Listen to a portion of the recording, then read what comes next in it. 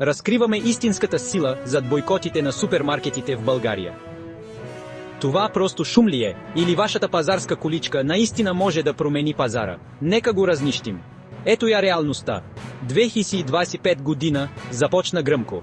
Хиляди българи, отекчени от главоломните цени на храните, се присъединиха към деня без пазаруване. Посланието ясно и силно: стига толкова. Веригите супермаркети усетиха ожилването. Някои отбелязаха спад в продажбите с почти 30%. Това не са малки пари. Регулаторните органи се намесиха, обещавайки нови тавани на цените и започвайки разследвания за възможно фиксиране на цени. Дори се заговори за държавна верига хранителни магазини. Междувременно собствениците на магазини се разбързаха. Светкавични разпродажби и замразяване на цените изскочиха за една нощ. Това охлади ли гнева? Може би. Но малките квартални магазинчета и фермерските пазари изведнъж се здобиха с нови фенове, поне за известно време. Но нека бъдем реалисти. Експертите казват, че тези промени няма да издържат, освен ако не подкрепяме местните производители в дългосрочен план.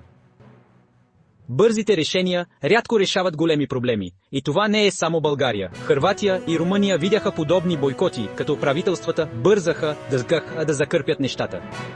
Тези ходове ще преобърнат ли пазара или просто ще отложат проблема? И така, какво следва? Дълбоки реформи и истинска прозрачност или връщане към старото положение? Едно е ясно, потребителите намират своя глас, а пазарът той слуша, поне за сега.